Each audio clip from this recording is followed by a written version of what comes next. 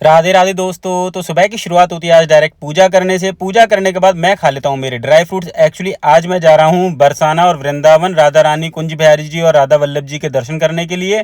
तो मेरे फ्रेंड आ जाते। और हाँ, आज मैं बरसाना की परिक्रमा भी लगाऊंगा, जो कि मैं पहली बार लगाऊंगा। तो वो एक्सप्लोर भी करना और वो एक्सपीरियंस भी करना है कि बरसाना की परिक्रमा में क्या क्या चीज़ें हम लोग एक्सप्लोर करते हैं। फिर हम लोग निकल जाते हैं। आज मैं मेरे फ्रेंड की गाड़ी से जा रहा हूँ, अपनी गाड़ी से नहीं जा रहा हूँ। फिर हम लोग सीधे पहुँच जाते हैं बरसाना। बरसाना में आज अपनी गाड़ी हम लोग नीचे वाली पार्किंग में लगाते हैं। हम लोग ऊपर इसलिए नहीं जाते क्योंकि हम लोगों को परिक्रमा स्टार्ट करनी थी, तो परिक्रमा मार्ग जो है वो नीचे से ही है। फिर हम लोगों को पता चल जाता है कि परिक्रमा मार्ग कहाँ से है, तो वहाँ का रास्ता देखते हुए हम लोग परिक्रमा करना स्टार्ट कर देते हैं। और धीरे धीरे हम लोग बरसाना की हर एक छोटी छोटी गली में से निकलते हुए पहुँचते हैं मेन जगह की साइड में। और देखो यहाँ का व्यू कितना अच्छा है। यहाँ हर साइड में पहाड़ है, पहाड़ ही पहाड़ है भाई। ऐसा लग रहा था जैसे मैं कहीं बाहर आ गया हूँ, कहीं मतलब बोलते हैं ना कि माउंटेन्स में आ गया हूँ, कोई जैसे कि नैनीताल या फिर कोई भी बाहर आ गया हूँ। देखो पहाड़ कितने अच्छे अच्छे पहाड़ है। मैं चढ़ता मतलब चढ़ता भी जा रहा हूँ क्योंकि मुझे ना बहुत ज़्यादा अच्छा फील हो रहा था और न्यू एक्सपीरियंस था मेरे लिए। और बरसाना की परिक्रमा का सीरियसली मेरा इतना मन था कुछ कहने के नहीं। बट जब मैंने लगाना स्टार्ट की परिक्रमा तो मुझे और ज़्यादा अच्छा फील होने लगा। उसके बाद परिक्रमा करते करते हम लोग पहुंच जाते हैं घेवर वन। वहाँ राधा रानी और कुंज बिहारी जी के दर्शन करते हैं। और ये जो पेड़ देख रहे हो ना आप घेवर वन में, जैसा कि मैंने आपको पहले भी बता रखा है, ये पेड़ हर एक पेड़ दो पेड़ हैं, ये जॉइंट हैं। मतलब समझ रहे हो, दोनों पेड़ जॉइंट हैं, एक अकेला कोई पेड़ नहीं है। उसके बाद हम लोग पहुंचते हैं आगे राधा सरोवर में, राधा कुंड में। ये राधा कुंड है जो कि अभी तो ऐसे ही है, बट राधा रानी के टाइम पर ये पूरा भरा रहता होगा, क्या बढ़िया रहता होगा, मैं तो सोच भी नहीं सकता हूँ।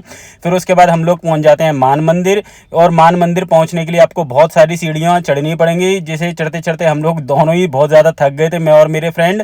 फिर उसके बाद मैं आपको दिखाता हूँ, ये है मान मंदिर। और ये मान मंदिर के बाहर ही जो है ये है मानगढ़ वन। ये वन भी बहुत ज़्यादा सुंदर बना हुआ है, कृष्ण जी की बहुत अच्छी सी मूर्ति लगी हुई है। और ये वन भी बहुत ज़्यादा अच्छा था, हम लोगों ने इस पूरे वन को घूमा था। उसके बाद हम लोग निकल जाते हैं परिक्रमा कंप्लीट करने के लिए। और देखो रास्ते में कितना अच्छा व्यू है भाई। सीरियसली ऐसा लग रहा है ना कहीं बाहर आ गए बरसाना में।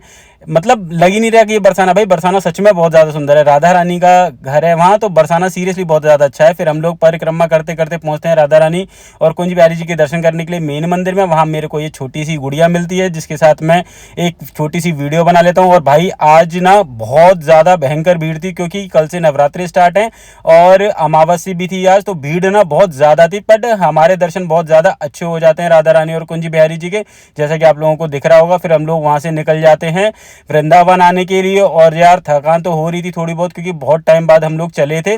फिर हम धीरे धीरे करके पहुंच जाते हैं वृंदावन। और वृंदावन में जैसे ही पहुंचते हैं तो हमें मिल जाता है वृंदावन का मेन गेट, जहां लिख रहा है मेरो वृंदावन। तो ये देख के तो वैसे भी अच्छा लग जाता है। फिर हम अपनी गाड़ी कर देते हैं पार्किंग में खड़ी। उसके बाद ये टुक टुक लेते हैं और ये टुक टुक हमें छोड़ेगी कुंज बिहारी जी के मंदिर तक। और जैसा कि आप लोग देख रहे होंगे भीड़ कितनी ज़्यादा है, ये प्रेम मंदिर पर भीड़ है और प्रेम मंदिर पर हमेशा ही भीड़ मिलती है। फिर हम लोग कुंज बिहारी जी के दर्शन कर लेते हैं और लाला के दर्शन यार बहुत ज़्यादा अच्छे हो जाते हैं। लाला के दर्शन करने के बाद हम लोग चले जाते हैं राधा वल्लभ जी के दर्शन करने के लिए। और वहाँ पर भी बहुत ज़्यादा भीड़ होती है जैसा कि आप लोगों को दिख रहा होगा। बट राधा वल्लभ जी के दर्शन भी हमारे बहुत ज़्यादा अच्छे हो जाते हैं। और ऐसा बोलते हैं, ऐसा मानते हैं कि अगर भीड़ में आपके दर्शन अच्छे हो रहे हैं तो इसका मतलब राधा रानी और लाल जी की कृपा आपके ऊपर बरस रही है। तो हम यही सोच लेते, हमारे साथ कुछ गलत भी होता है तो हम ये सोच लेते कि ये राधा रानी और लाल जी की हमारे ऊपर कृपा ही है। फिर हम लोग राधा वल्लभ और कुंज बिहारी जी के दर्शन करने के बाद सीधे निकल जाते हैं अपने आगरा आने के लिए। और रास्ते में ही मथुरा और आगरा के बीच में पड़ती है एक ब्रज रसोई, जहाँ का बहुत सुना था मैंने कि खाना बहुत अच्छा है। और जैसा कि आप लोग देख रहे होंगे पत्तल में और मिट्टी के बर्तनों में खाना देते हैं।